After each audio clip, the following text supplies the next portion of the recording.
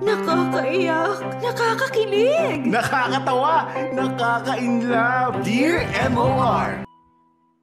Dear MOR, magandang tanghali sa inyo, Popoy at Bea. Hello na rin sa lahat ng nakikinig ng Dear MOR. Fan na fan niyo po ako. Panahon pa ni Baby Girl Hasmin ay nakikinig na ako sa inyo. Pakitago na lang po ako sa pangalang Sol. 41 years old at isa po akong karinderya owner dito sa Cavite. Popoy at Bea, napa-message ako sa inyo ngayon kasi nais kong ibahagi ang kwento ko at ng aking asawang si George. Isang jeepney driver ang asawa ko at ngayon stable na ulit ang pamamasada niya. Matinong asawa naman po yung lalaking yan. Malakas nga lang sa inom pero nakakapagbigay naman sa pamilya kapag kailangan. May bisyo pero responsable naman. Hirap man kami sa pera, Popoy at Bea, nagagawan naman namin ang paraan na makaraos. Magutom na kami mag-asawa basta hindi ang dalawa naming mga anak. Lagi naming inuuna ang kapakanan nila. Lalo na yung panganay namin na nasa kolehiyo na ngayon. Popoy at Bea, nagka-problema lang naman kami nung tamaan ng pandemya ang Pilipinas. Hindi nakabiyahe ng halos 1 taon ang asawa ko. Doon na nga kami nagsimulang mabaon sa utang. Wala kasi akong negosyo pa noon kaya wala rin akong maitulong sa asawa ko. Buti na lang talaga nairaos namin kahit papaano. Noong lumuwag-luwag ang mga restriction, kumuha ako ng mga palabalaba na ganyan para lang may pera akong hawak. Popoy at Bea, ang asawa ko naman kinapalan na ang mukha at humingi ng tulong sa mga kapamilya niya sa Bulacan. Nakahinga kami ng maluwag noon unti-unti. Nakabawi kami sa problemang pinansyal namin. Nakabawas kami ng utang kasi bukod sa paglalaba, sinimulan ko ring magluto-luto ng mga lutong ulam na siya ko namang nilalako sa mga kapitbahay. Kapag talaga nahaharap ka sa hamon ng buhay, matututo kang kapalan ng mukha at lumunok ng pride. Wala naman kasing tutulong sa amin kundi ako at ang mister ko lang din. Kaya nga masayang-masaya akong sabihin na kinaya namin. Wala kaming tinapakang tao o kaya naman naagrabyado. Kaya nga medyo nagulat ako nang biglang pumutok ang balita ng asawa ko daw na si George ay may ginawang kasalanan sa akin. Nakarating sa akin ang balita na meron daw kabit ang asawa ko sa Bulacan. Nangyari daw ang lahat ng yon nung napadalas ang pag-uwi-uwi ni George sa probinsya niya. Ayon sa mga tsismosa sa paligid, may nakakita daw kay George na may kalampungan sa Bulacan. Grabe daw kung makakapit yung kabit ni George. Daig pa daw ang linta. Popoy at Bea, iba't ibang bersyon ng kwento ang nakarating sa akin. Pero imbis na magalit ako sa asawa ko, tinuon ko ang oras ko sa pag-alam kung sino ang nagpapakalat ng chismis. Dear MOR, ang mga kwento ng puso mo. Mga kapamilya, oras na natin. It's 26 minutes makalipas ang alauna ng hapon at yan nga po ang unang bahagi ng kwento ni Ate Sol at ni Kuya George kasama ang kanilang dalawang anak na talaga namang itinataguyod, no? Kahit na mahirap yung buhay, laba-laba, luto-luto para makasurvive nung pandemic. Taas po ang kamay ng mga ginawa rin yung mga ganyan. Mga kaliwat kanan ng mga racket na pa-online seller siya, na pagkamalang scammer, pero hindi, sige, push lang, 'di ba? Pinush lang. Pero meron din talaga mga taong magpupush sa atin, 'di ba? Doon sa boundaries. Lalo na nung ating pasensya, Bea, lalong-lalo na 'yan. Mali yung ganyan, ano? Ayan, dahil para daw yung nagbalita na si George ay merong parang linta na kalampungan sa Bulacan. Sorry. Oo, pero ang alam ko, yung malinta exit ay sa Valenzuela yan. So hindi sa Bulacan yun. Bago ka dumating ng Bulacan, Valenzuela muna. Yan. Doon ang malinta. Ayan. Sa Valenzuela, hindi sa Bulacan. Kaya kung sino man nagsasabi ng chismis na yan, mali. So, anong una kong papatulan, Popoy? Ikaw o yung letter sender natin? Oo. Bahala ka. Pero eto ha, alam mo, well, una sa lahat, I really see nag-start as a happy marriage nga naman talaga na nagtulungan throughout the pandemic. Kaya clap tayo dyan para sa mag-asawang si Sol at si George. Oo, na talagang tinaguyod na makasurvive ng mga pandemic era, ganyan-ganyan. So anyway, okay, tapos na tayo. Punta na tayo sa Ngayon, Popoy, ngayong dun sa issue na ang dami daw kasi nakakarating na iba't ibang version sa kanya. So ibig sabihin, mula sa iba't ibang mga tao, ang dami niyang mga ang dami niyang mga source. Pero eto mga kamorkada, eto Sol ha, kapag kami mga ganyan mga bagay na may nakakarating sa inyo mga chika-chika, chenes-chenes, ako agree ako dun sa ginawa ni Sol na teka lang, wag mo munang susugurin aawayin i-confront yung asawa mo. Siyempre kailangan kumalap ka muna ng impormasyones. Diba? Kailangan, kung meron man kung meron ka man talagang ikakalap na impormasyon. Kaya, kung sino man Sol, kung sino man, o yung mga kamorkada na may ganyang karanasan, ang daming nakarating na chika sa inyo, isa-isa nyo munang kausapin yung mga nagpaparating ng chika sa inyo. Kunin nyo yung statement.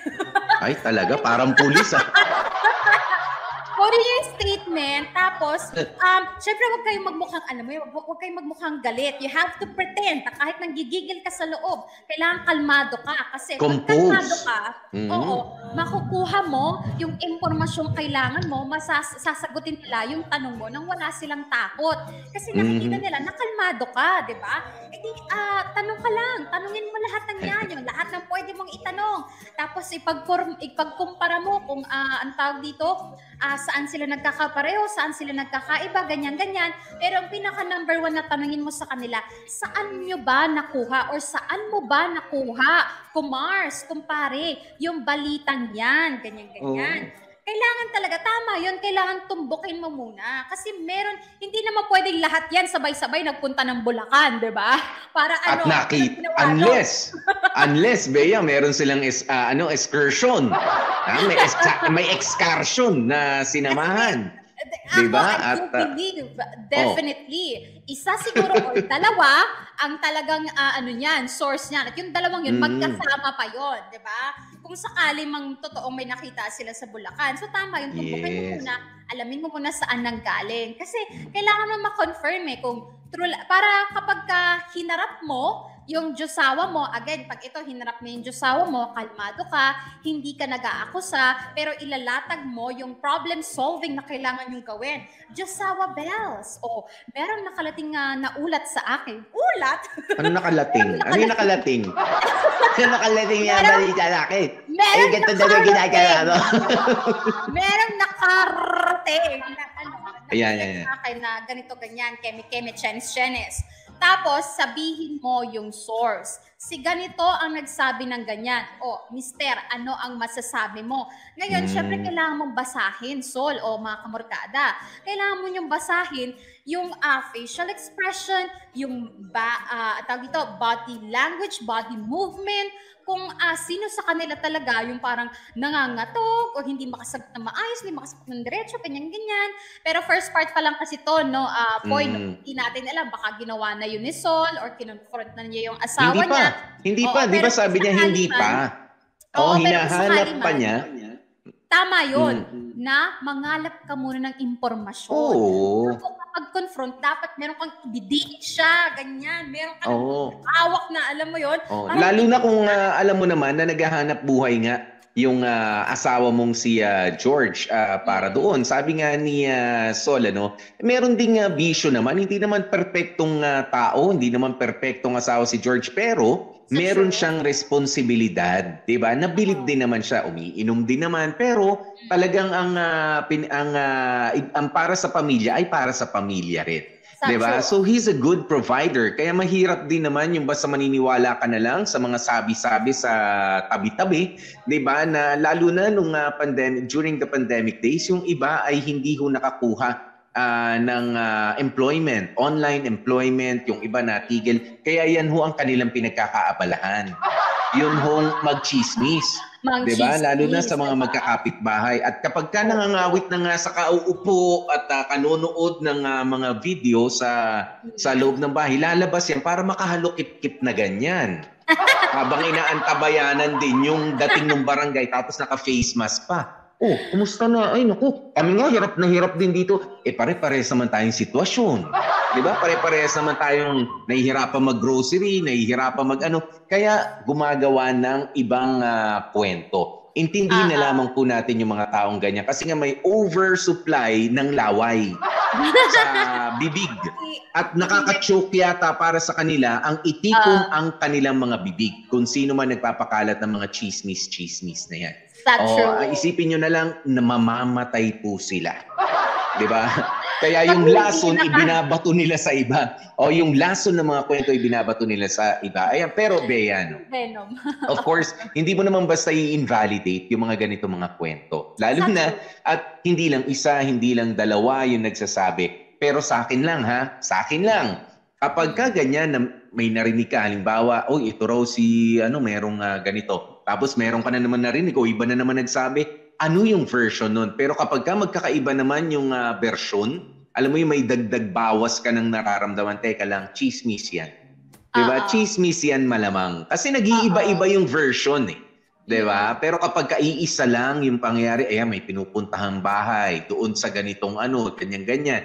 Doon, nakikita sila ron, nakita sila na naglalampungan, naglalandian, ayan, tapos iisa lang talaga, magkaibang tao, ibig sabihin, it must be true. Pero hindi pa rin, unless proven otherwise. Ayan. Wala ka talagang mapapatunayan pa, unless, alam mo yon, dumating na sa point talagang magkakalaglagan at magkakaalaman na ng harap-harapan. Kita mo? Sabi ni Joyce Talvame, totoo yan, Popoy. Nakikichismis yung iba kung may ayuda bang darating. Diba? Actually. Teka, basa tayo ng comment po, Si Kate Lazaga, teka, ang haba ng comment niya, pero sige, basahin natin. Sabi niya, sa paupahan po, pag may problema po, minsan yung mga taong tinatanong ko, iba din po yung sinasabi. Kaya mas maigi na kung tatanungin at i-interviewin ay yung taong involved mismo para hindi magkamali. Kasi pag ikaw mismo ang nag-imbestiga, walang dagdag o bawas sa istorya ng sitwasyones. So parang kung si Sol lang dapat ang mag-iimbestiga, dapat susundan niya yung josawa niya pagpupunta ng Bulacan, ganoon ba yon, Mas maigi kung ganun kalala na yung chismis eh. Tsaka hindi, Bea, makikita mo naman yan sa kilos ng tao, sa kilos ng partner mo, lalong-lalo na. Diba? Not necessarily yung nagpapabango bago umalis ng bahay. Ano ba naman yung meron niyang pabangong baon? Diba? Yung mga ganyan. Hindi yung ganun. Makikita mo yan. Iba yung gilas, iba yung dating kapag ka paalis at papunta kung meron man chicks. Iba yung bihis, iba yung kapag ka mga tropa lang naman talaga yung kasama. O kaya magtatrabaho lang. Iba ang datingan talaga kapag ka magtatrabaho lang o may tatrabahuhi. Ganun. Iba yung preparasyon eh. Oo. Correct. Oy, eto sabi ni may sinabi dito si Julius Escanilla ba to? Teka lang kasi sabi ni Julius Escanilla, sabi niya, buti na lang sa amin, iba yung term ng kabit, hindi siya masama. Pag nangangabit ka, matulungin ka. Anong dialect yan, Julius? Pakiklat. Kasi baka mamaya, di ba? Ang ibig sabihin pala nung kapitbahay, yung kauna-unahang chumika, ito palang si George, nangangabit yung pala, tumutulong, di ba? Ibig sabihin, baka iba rin ang pagkakaintindi, Okay. Oo, anong dialect yan, Julius Escanilla? Pakiklaro sa amin. Ko-confirm namin. Si Ann Trinidad nagpadala sa atin ng 5 shekels. Ayan, shekel. Uy, marami shekel. Thank you, Auntie Ann Trinidad.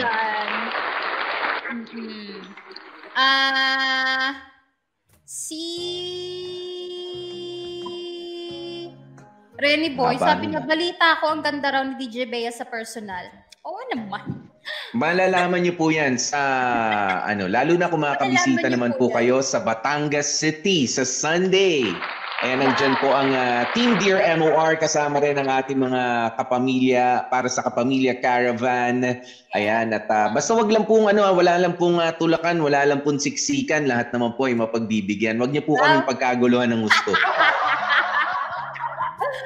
Oy, para po sa mga hindi pa nakakaalam, sa July 23 kasi, 5 p.m., magkita-kita po tayo sa SM City, Batangas. Okay? Makakasama po natin yung mga, ang tawag dito, mga kapamilya stars po natin doon sa, asan na ba yun? Ayan, yung cast po ng Nag-aapoy na Damdamin at Pira-Pirasong Paraiso. Ayan, makakasama. Makoy, flashy kills mo nga para baka isipin nila ino-okray lang natin si Tinte. Totoo yan. Makakasama niyo po kami SM City, Batangas. Makikifiesta po kami sa Sublian Festival. Ayan. Sublian Festival. Sunday po yan. Sa Sunday na. Sa Sunday na yan. Okay. At nako, wag po kayong dahil kasama po natin si Makoy. O kaya pila-pila po para sa mga magpapapicture kay Makoy. Ay, pwede rin. Siyempre. Pag natin hindi nagkikita-kita, puro online tayo. Sa totoo lang. Diba? Thank you kay Label. Sabi ni Label, kaway-kaway dito sa amin sa Malinta, Valenzuela City. Ayan. Hello po sa inyo. Yung Malinta talaga. Yan, sa Valenzuela yan yung Malinta. Ayan. Mark Lester Trinidad, sabi niya, ang maipapayo ko lang ay huwag ka agad maniwala sa chismis. At higit sa lahat, makiramdam sa sitwasyon, mag-research at puntahan ng pasorpresa. At kung makita mo na tama nga yung suspetsya, di gawin mo, kausapin mo nang meron pa rin namang diplomasya. Diba? Ayan. Kaya akala ko nga dito, mag-research, mag-gather ng ebidensya, mag-testing. Ayan. At gawin sa science laboratory. Kunin ng mga ebidensya doon. Science laboratory. Okay. Uy, si Jayzelyn sabi niya, gusto daw niyang gumora. Sama daw kay Seryo. Magkita-kita kayo. Mag-eyeball na kayo. Tapos doon kayo pumunta. Di ba? Kita-kita tayo doon. Sana magkita-kita nga po tayo doon, mga kapamilya. Ayan, pero sa oras nga ho nating 39 minutes, makalipas ang alauna ng hapon, ang second part nitong hashtag Dear MOR. Uy, Mare. Ano to? Uy, Mare. Alam mo ba? Gawa mo. Ayan. Ayan, pero si Mervy Luna nakikinig sa atin ngayon. Thank you so very much. Ayan, sa Instagram ko siya nag-message. Thank you, Mervy. Ayan, nasaan bansa ka ba? Ayan, i-share nyo pa ng i-share ang ating kwento. Ang inyong mga reaksyon, hihintayin namin mamaya habang kumukulog sa amin dito sa Marikina. Mukhang babagsak ang malakas na ulan. Ang dilim na. Kaya sige, ratsyadahin na natin ang second part ng kwentong ito. Kasama niyo po kami. Ako po si DJ PDJ Popoy. That's my Guapopoy. And of course, Gorgeous B, Bea Bell.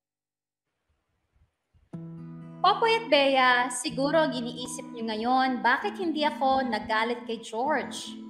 Bakit kaya mas inuna ko pa ang paghahanap sa nagpapakalat ng chismis? Ganito kasi yan, Popoy at Bea.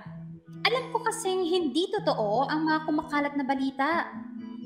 Yung mga panahon na nasa Bulacan si George, kasama niya ang utol kong si Efren. Kaya kung magloloko mang itong si George, ako ang unang makakaalam. Tsaka syempre, tinanong ko rin ang asawa ko mismo kung totoo ba ang balita. Sabi naman ito sa akin, hirap na tayo sa buhay tapos magloloko pa ako? Tama naman si George. At mas paniniwalaan ko si George at ang utol ko. Loyal sa akin yan pareho. Kaya ngayon, ang kailangan kong alamin kung sino ang nagpapakalat ng chismis. Popoy at Bea, dito na nga papasok sa eksena ang babaeng itago na lang natin sa pangalang Marites. Itong si Marites, kabarangay namin dito sa Cavite. Ngayon ganito, isa si Marites sa mga napag-utangan namin. Sa kasamaang palad, siya yung puli naming nabayaran. Medyo nagkabatuhan pa kami ng masasakit na salita noon. Humingi naman ako ng tawad. Ako ang may utang eh. Sabi ko sa kanya, basta may pumasok na pera, babayaran ko siya kaagad. Malinaw yun. Talagang minalas lang at tumagal ang pagbabayad namin sa kanya. Popoy at Bea, para malinaw lang ha, nabayaran na namin si Marites. Wala na kaming utang sa kanya. Malinis ang konsensya ko. Kaya nga hindi ko malaman kung bakit siya nagpapakalat ng chismis na may kabit ang asawa ko. Nakakainis lang, Popoy at Bea. Inaanak ko pa naman yung isang anak ni Marites. Kumari ko pa naman tapos sinisiraan pa ako. Sa totoo lang, hindi lang ako ang sinisiraan niya. Gusto niya pang magkagalit kami ng asawa kong si George. Nung nalaman ko na nga na si Marites ang nagpapakalat ng balita, agad ko itong kinumpronta. Makailang beses akong pinigilan ang asawa ko na wag ko daw sugurin si Marites. Pero sobra na yung natanggap ko mula sa mga chismis na pinakalat niya. Popoy at Bea, hindi pa man ako nakakalapit sa bahay ni Marites, kumukulo na ang dugo ko. Muli, kung may nakikinig man dito na nakakaalam ng nangyari, humihingi ulit ako ng dispensa. Kung nakakasugat lang ang boses, matagal nang dumanak ang dugo sa bahay nila Marites. Talagang back and forth kami sa sigawan. Doon ko na nga nalaman na masama ang loob nitong si Marites sa amin kasi kumari niya daw ako, pero siya pa yung napili kong huling bayaran. Kaya nung nalaman daw niyang puro uwi sa Bulacan ang ginawa ni George, gumawa daw siya ng kwento na pinupuntahan ng asawa ko ang kabit niya sa Bulacan. Pasalamat na lang talaga si Marites na dumating agad ang asawa ko dahil kung hindi, baka ngayon kalbo na siya sa lakas ng kapit ng kamay ko sa buhok niya. Siyempre, nagkabaranggayan ng dalawang partido at doon na nga natapos ang lahat. Ang akin lang kasi, kung nabayaran ka naman, nahuli man, wala kang karapatang manira ng kapwa mo, di ba? Anyway, hanggang dito na lang muna ang kwento ko, Popoy at Bea. For the record, walang kabit si George. As in. Subukan lang niya magkaroon ng kalaguyo ay tsak, na KKK ang aabutin niya sa akin. Maraming salamat sa pagpili ng kwento namin ito. Pag may utang, pwedeng pag-usapan, okay? Huwag manira. Pangit yun. Muli, maraming salamat at more power sa inyo, Popoy at Bea. Ganun na rin sa team ng Dear MOR. Lubos na gumagalang, Sol. Dear MOR. Ang mga kwento ng puso. Mga kapamilya, oras na natin. Oras na para bayaran ng UTA and GMO. Utang mo. Ayan, 49. Utang mo. Okay. 1:49. Yan po ang ating tamang oras. Ang galing naman ni Bernie Batin. Pinapanood ko yung video niyan. Lumayas ka! Lumayas ka! Yan yung mga ganyan niya. Ano po yun? Ganun yun. Ano yun? Thank you, Bernie. Galing ha? In fairness. Diba? Yun naman pala po ang nangyari. Kamorkada, yun naman pala ang ganap China.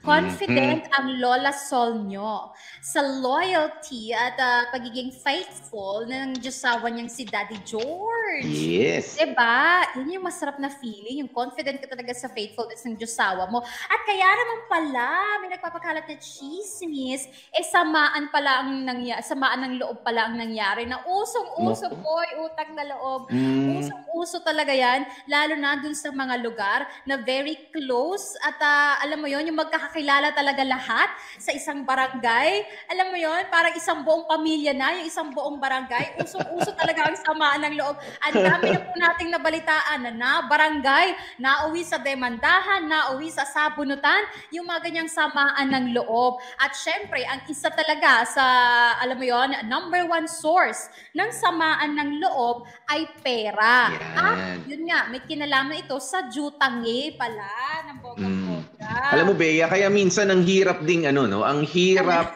mangutang doon sa, sabi mo na, yan, kumare. Magkumare pala talaga sila. Kaya naman pala hashtag Dear MOR, hoy mare. Okay, nagsimula sa utang ang lahat. 'Di ba? Na minsan, alam nyo, pipiliin nyo talaga yung utangan ninyo. At lalo na, pipiliin nyo yung pauutangin ninyo. Dahil yung ibang pinapautang ay talaga mauutak din. Yung mga matatapang pa nga, pagka maniningil ka na, kapag kailangan mo na matatapang na. Pero to be fair with Sol and George, sinabi nila na na-delay at huli nga nilang nabayaran itong si Marites. Ayan, kaya sana kayo mga nangungutang. Okay, ito lately, okay, meron yung mga online utang, online pautang na mga nangyari na meron pa yata mga ipinadala mga kabaong, 'di ba? Para mapahiya at yes, may mapahiya, matakot yung mga kapitbahay. I mean, for the it's nakakahiya. Okay, nakakahiya yung ganoon para sa taong mga nangutang. Pero yan ho dapat na pag-uusapan. 'Di ba? Yan naman ay dapat na kasi Bea, alam mo ang hirap ding mag-judge dahil iba-iba rin talaga ang ugali ng mga ng mga nangungutang minsan. Yung iba utang kalimutan talaga. Hangga't hindi mo pinapabarangay hindi na rin talaga magbibigay. Okay? Ayan, pero let's stick with this story. Ayan na si Sol at si George, di ba? Nalaman nila na dahilan dun sa utang na, wag naman po. Lalo na nga at sabi nyo nga magkumari kayo. Kasi yung utang, pwede ngang mabayaran. Pwedeng mapag-usapan kung mahuhuli mang mabayaran, matitiliman. Pero yung sirain mo, yung tao, mind you, yung sinira mong tao na nambababae ka mo, wala, nagtatrabaho lang naman siya na maayos, pero may dalawa siyang anak na napapahiya. Okay, na napapahiya sa ibang tao na, ay, yung tatay mo ganito, ay, niloko niya yung nanay mo. Wag pong ganun. Mag-isip muna tayo bago tayo gumawa ng takbang. After all, ano ba naman yung mare? Ay, nako, basta kailangan siguro araw-araw kahit maghulog ka ng ganitong halaga para mabuo mo na yan. Ayan, siguraduhin. Alam mo yon, doon na yung pag-uusap, hindi yung nagpakawala ka ng mga salitang alam mo namang hindi totoo. Ewan ko lang, Bea, kung anong klaseng sikmura meron yung mga taong ganyan. Yung nagpapakawala ng mga balita na hindi naman totoo.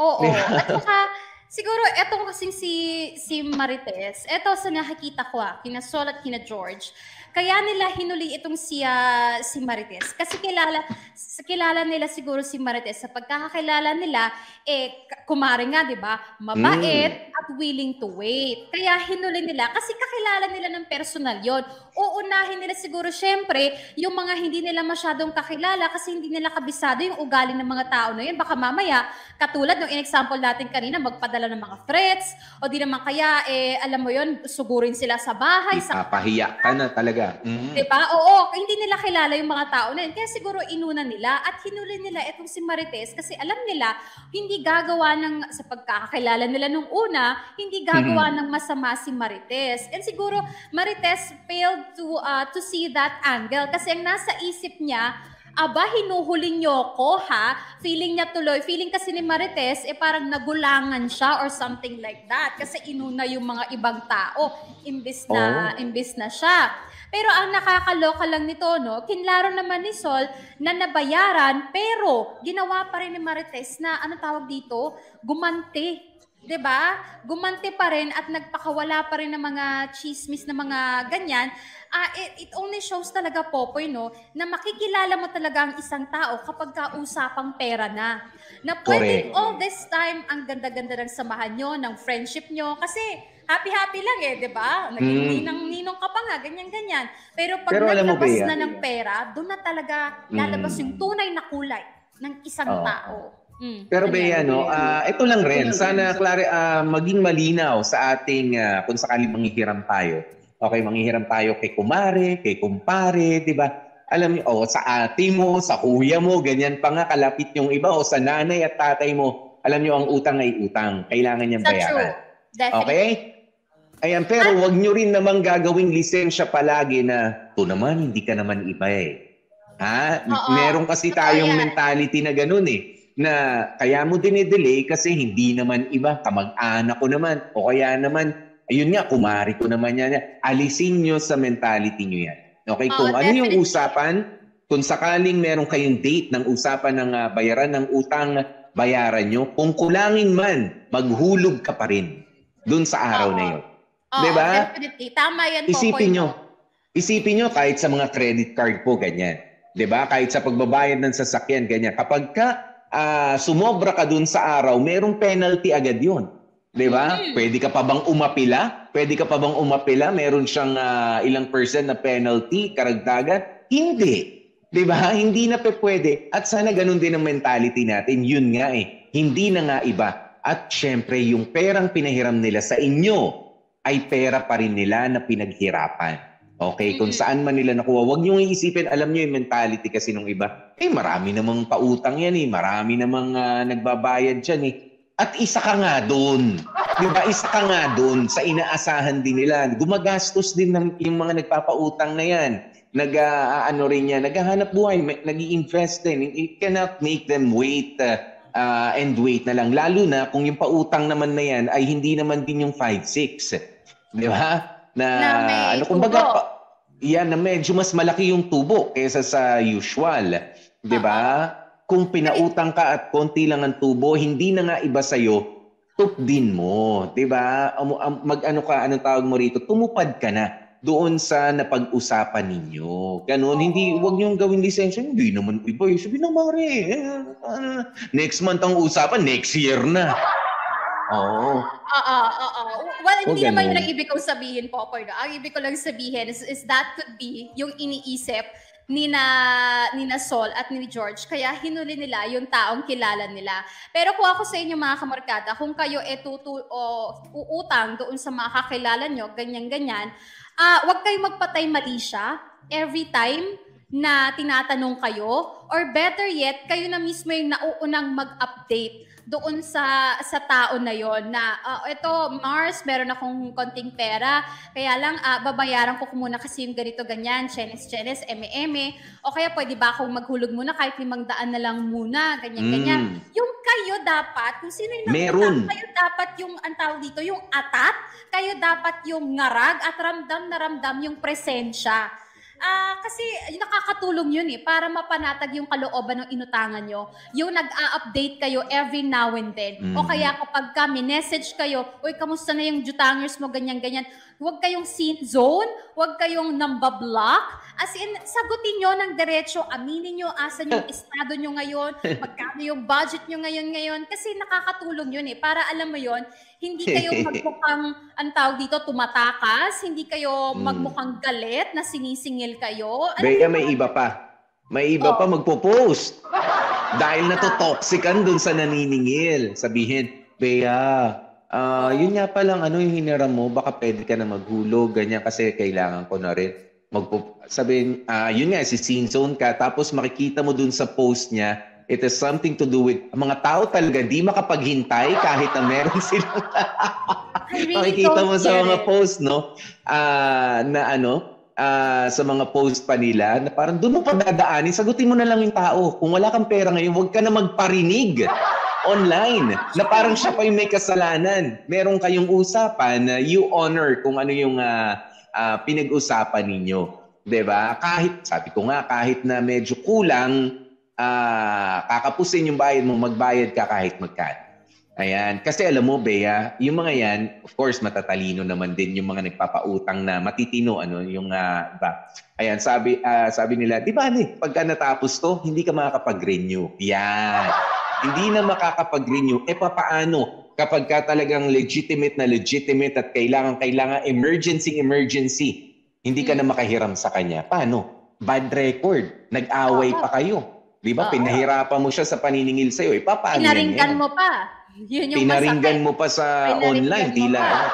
Meron ka, ikaw pa yung naghamon. Ikaw yung nangutang, pero ikaw pa yung naghamon na, itatag ko na ba? Ganyan. Oo, may nakita rin ako. Kaya itatag ko na ba? Chenis. Ikaw Pero nangutang nakahide yung post na yun. Doon sa pinaparinggan niya. Matapang siya kasi hindi nakikita nung pinariringgan niya. Diba? I really don't get it why. Kasi totoo naman na nakaka-stress kapag sinisingil ka ng utang mo at wala kang pera. Totoo yon. Pero syempre, lalo naman doon sa inutangan mo, na alam mo yun, siya rin naman may pinagdadaanan na pwedeng inaasahan din niya yung pinangako mo sa ganitong petsa para pambayad din siguro niya ng bills or whatsoever. Kaya alam mo yun, wag sana tayong masyadong matapang at makapalang mukha at nagmamataas at nagmamagaling. Alam mo yun yung mga ganong leveling. Bea, ito. Huwag tayong ganon, utang na loob. Si Leonie Van de Graaf, sabi niya, may nangutang sa akin noon. Hindi na ako binayaran kasi mayaman na daw ako. Yan, yung iba pa. Hindi na binayaran kasi mayaman na raw siya. Alam mo yung binabase kung babayaran ko na ba to kasi okay naman yung mga nakikita kong pinopost niya sa social media. Di ba? Meron siyang sasakyan, meron silang may bahay, maayos ang damit. Bakit? Hindi nagbabayad kami ng kuryente? Hindi kami nagpapagasolina ng sasakyan kung meron man kaming kasalanan ba namin kung medyo mas maunlad ang buhay namin sa inyo? Nangutang kayo, bayaran nyo. Ganun yun. At kung sakaling kami magsabi na hindi na mare, hindi na pare, tulong na namin yan sa inyo. Yun, maraming salamat. Di ba maraming salamat? Huwag mo nang bayaran. Okay na yun. Di ba? Okay na yun. Di ba? Kung sila yung nag-offer, pero yung ikaw mag-offer na, Mars, alam mo ang yaman mo na, hindi ko na kailangan bayaran ka. Ay, hindi. Hindi. Dapat sa kanila manggaling. Sabihin, Mare, mayaman na ako eh. Huwag mo nang bayaran yan. Mas makakatulong sa pamilya mo yan. At sa mga kapritsyo mo. O yung inutang mo sa akin. Sige na, huwag mo nang bayaran, Mars. Do not stress yourself. And let's unfriend each other. Ganun na. Diba? Huwag po kayong pala desisyon sa pera ng ibang tao. Kasi ang mga mayayaman kasi hindi po yan nagtatapon ng pera. Yung tunay na mayayaman na talagang pinaghirapan yung yaman nila, no? Hindi sila nagtatapon ng pera. Kasi kung ganyan lang din naman ang ginagawa nila, hindi sila yayaman ng ganyan. Kung alam mo yon, nagpapamigay lang din pala sila ng salapi. Kasi alam mo po, may kilala nga akong ganyan. Na ganyan na kanyang reasoning. Na dalawang kaibigan ko yun na nag-utangan sila. Hindi, isa lang pala may utang ko sa isa kong kaibigan. Sabi ko, ba't di mo ba binabayaran yung jutangin yung jutangin mo kay Kemerut, Kembot? So sabi niya, di naman siya naniningil, di naman niya napapansin, tsaka dami ng pera nun, ganyan. Yeah, wag ganon. Tapos, naloka talaga ako. Siyempre, hindi siya, mabait yung tao na yon, hindi siya yung parang alam mo yon, parang yung loan shark na kukulitin ka. Ikaw ang mahiya, ikaw ang mismong kumilos na bayaran yung jutangin mo, nakakaloka. But kaya may mga ganyan thinking yung mga tao. I really don't understand. Pero syempre, sa mga nagpapautang din, wag naman kayo yung parang nagpapaka-Diyos na rin kayo. Diba na parang didiktahan nyo na yung tao at nakakaawa na at ipapahiya. Please, wag naman din ganun. Maging makatao pa rin tayo. Diba? Sa paniningil. Yung iba, kahit if you think they deserve it, diba? Tayo pa rin yung lumugar doon sa, sa mas maayos. Diba? Bigyan pa rin natin sila ng dignidad. Kung hindi lang rin naman talaga bastos mga kausap, diba? At nakikiusap ng maayos, bigyan natin yung dignidad ng mga tao. Diba? May mga anak yan. May mga kakilala yan. Pero po, may tinatanong si Seryo, nakita ko lang. Sabi niya, tip naman, paano maningil? Paano ba maningil? Seryo, depende kung sino sisingilin mo eh. Seryo. Kung ang sisingilin mo ay ako, huwag kang magulo. Yan. Yun lang masasagot ko sa'yo, Seryo. Kung ang sisingilin mo ay ibang tao, sige. Kulitin mo. Yun lang yun. Thank you, Seryo. Paano mo maningil? Ayan. Pero maraming salamat po sa inyong mga komento, sa inyong mga reaksyon, sa inyong halos kwentuhan na ang dating dito. Bea, bati mo nga itong si Joe Cesar Relocano. Ito ang nag-aalaga ng Saan? Sa YouTube channel? Andyan, sa Facebook. Ano pangalan? Si Joe Cesar Relocano. Gandang-ganda sa'yo, Bea. Bakit? Teka lang. Ayan. Puro mga lalaki kasama sa trabaho niya. Ito, si Joe Cesar Relocano. Maulan na tanghali. Ang lakas na ng ulan. Dyan sa may inyo to? Malapit sa inyo? Oo, Dyan sa amin yan. Joe Cesar Locano. Oh, Hello sa yan ang Joe pinagkakatiwalaan ko sa paglilinis paminsan-minsan ng sasakyan, motorsiklo, ganyan. Ang liit ng katawan yan, Bea. Kita mo. Gano'ng kaliit? Ang liit ng katawan ko kapag tinabi mo ko sa kanya, nagwe-wait siya. Kaya mabait ako dyan. Ng picture. Teka lang. Kaya mabait ako dyan. Baka bigla na lang akong bit-bitin yan. Si Cesar. Sarsi! Hello si Sarsi. Ay, oo nga. Parang hindi mo babanggain. Oo. Hindi. Mahirap biruin ng suntukan. Pero mabait kasi. Ang bait niyan. Ayan, pero ito talaga ang dapat ninyong abangan din mga kapamilya. No? Hashtag Dear MOR, hoy mare, hoy pare. Ito ang ating pagsasama-sama naman ang kwento natin tomorrow. Meron tayong patikim. Ngayon pa lang. Ano nga ba ito? Ngayong Webes sa Dear MOR. Sana nga hindi na lang eh. Sana hindi na lang kita hinabol. Nagmukha lang akong tanga dito sa mall. Ang dami nakatingin oh. Alam mo, kung ayaw mo talaga maniwala sa akin, bahala ka. Sa totoo lang, Janine, disappointed ako eh. Hindi ako makapaniwalang ganun kalit ang tiwala mo sa akin. Na mas naniniwala ka pa sa taong hindi mo kilala kaysa sa akin na matagal mo na nakakasama. Hashtag Dear MOR Bookingan. May booking. May booking? May booking? Booking ba yun? Ano ba? Booking. Oo. May booking ka na ba? Booking ka. Kapal. Ay, nako, mga kapamilya, malaman na mabubuking natin kung ano nga ba ang kwentong bit-bit ng isang parte ng kwento bukas. Basta tututo kayo dito sa YouTube, dito sa Facebook, sa ating live stream. Thank you so very much. Kaya naman sa ngayon, ingat po kayo. Majalanis Morissette ng bonggang-bongga. Ano yun, Boy? Ano nangyayari, Boy? Ano nangyayari sa'yo? Natabig mo, no? Natabig mo? Oo. Mag-iingat po kayo kasi malakas na ang ulan. Oo, yung gusto mong sabihin ko, magdala ng payo or better yet, stay at home, stay at your workplace, huwag munang bumiyahe habang malakas pa ang ulan. Yun na. Huwag kayong magpabasa. Yun lang. Huwag po kayong magpabasa. Keep yourselves dry, keep yourselves safe.